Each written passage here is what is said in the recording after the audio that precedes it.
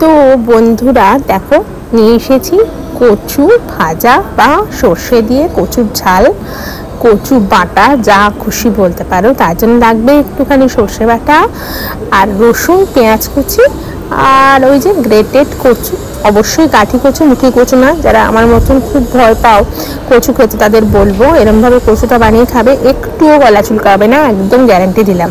তো প্রথমে তাওয়াটা ফ্রাইং প্যানটা গরম করে দিলাম, তারপরে হাই ফ্লেমে গরম করার পর তাতে সর্ষে তেল দেওয়া হয়েছে, মাস্টার্ড অয়েল, তারপরে তোমার পেঁয়াজ দেওয়া হবে, পেঁয়াজের পর একটু রসুন দেওয়া হবে, দিয়ে ভাজা ভাজা হয়ে গেলে গাঁঠি কচুটাকে দেওয়া হবে।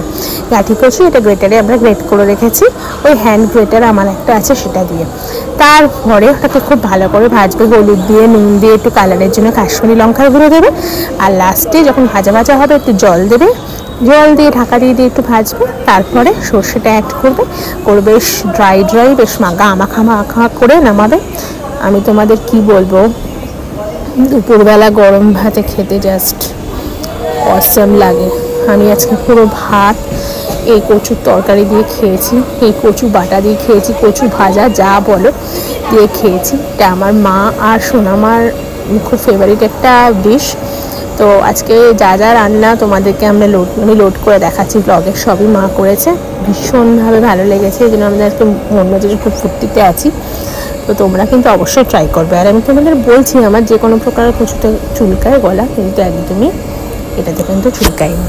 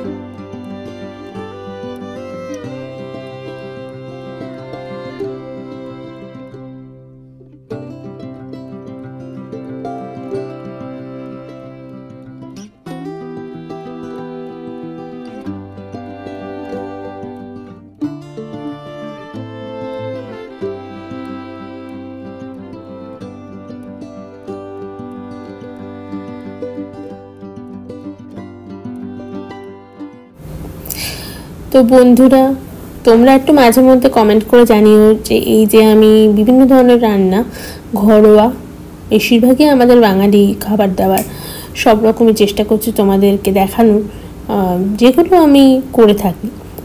তোমাদের কীরকম লাগছে, কারণ আমার পরিবার তো খুবই ছোট, খুবই কম মেম্বার্স নিয়ে পরিবার, মাত্র 175 জন।